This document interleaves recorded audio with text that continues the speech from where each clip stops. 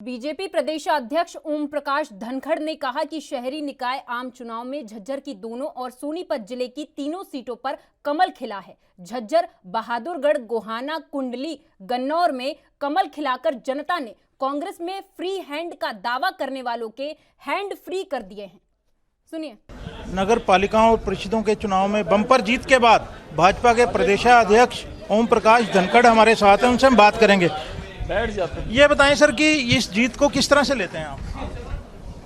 मैं जनता का आशीर्वाद मानता हूँ। जनता ने बहुत अच्छा आशीर्वाद हमको दिया है, बाबे दी फुल कृपा की तरह से। और जो हम कह के चले थे कि ट्रिपल इंजन होगा तो विकास अच्छा होगा, तो लोगों ने उस बात को भी स्वीकार किया। और नागरी क्षेत्र में जो बीजेपी ने काम किए हैं, लोगों ने एक तरह से उस पर मोहर लगाई है। नरेंद्र मोदी जी और मुख्यमंत्री जी के कामों को सराहा है। और उस नाते से मैं कहूँगा कि बहुत अच्छा चुनाव जो है वो हुआ। और उसमें से शांतिपूर्ण चुनाव में भारतीय जनता पार्टी को बहुत अच्छी विजय मिली। 22 सीटों पर हम सिंबल पर जीते हैं, 3 हमारे समर्थित जीते हैं, क्योंकि हमने जिलों पर छोड़ रखा था कि नगर पालिका और वार्डों का कि वो सिंबल पर लड़े या नहीं लड़े, वो उन्होंने तय किया और परिणाम बहुत अच्छा है। सर कि जो परिणाम आए हैं, बतौर प्रदेशाध्यक्ष आप पूरी तरह से संतुष्ट हैं? देखिए, संतोष तो राजनीति में कभी होना नहीं चाहिए और दिल मांगे मोर की भावना हमेशा रहनी चाहिए। लेकिन जहाँ तक हम पहुँचे हैं वो बहुत अच्छी जगह तक पहुँचे हैं और अच्छे परिणाम हैं। कुल मिला के आप देखेंगे तो 46 स्थानों पर चुनाव थे, उसमें से 8 स्थानों पर जेजेपी लड़ रही थी, 3 स्थानों पर वो जीत कर आई है।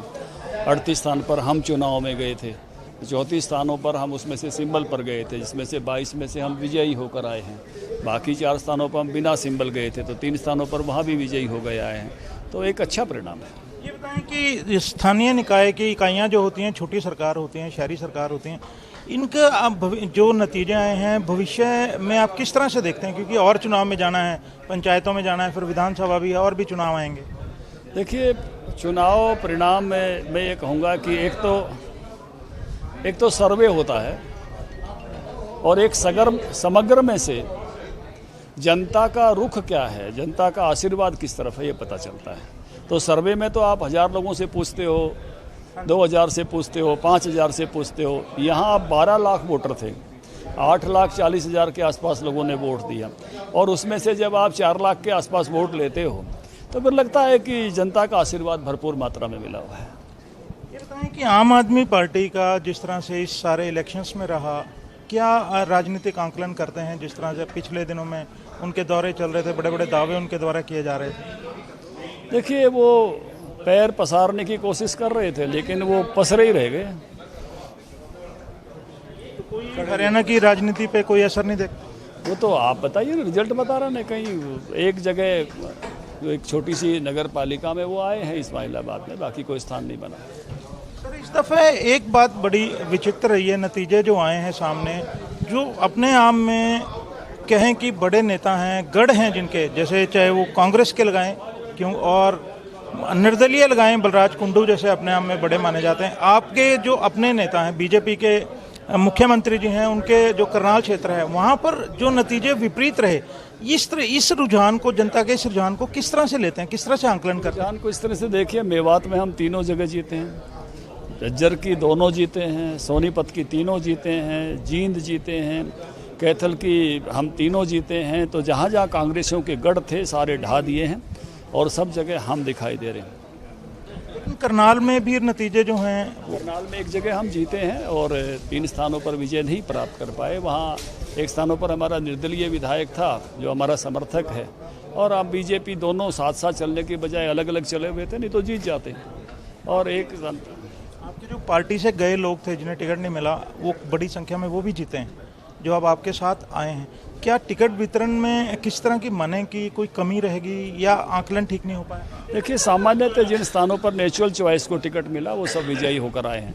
कहीं कहीं नेचुरल चॉइस की अवहेलना हुई, वहाँ जो है वो लोग जीते हैं, जो दूसरे लोग भी विजयी हुए हैं। और भाजपा के ने तो सारे नगरों का विकास करना है, तो जो भी चेयरमैन जीते हैं, अगर वो बीजेपी के साथ आते हैं तो निश्चित रूप से नागरिक विकास को उनके यहाँ भी जो है बहुत तेज़ी के साथ काम होंगे और उन नगरों को भी महत्व मिलेगा। तो ये हैं ओम प्रकाश कि जहां पर नेचुरल चॉइस थी और लेकिन जो किसी तरह की कोई कमी रह गई और वो उम्मीदवार जो जीत कर आए हैं, उन्होंने ये भी कहा कि जो ये उम्मीदवार जीते हैं अगर किसी तरह से भाजपा के साथ आते हैं तो उनका स्वागत है।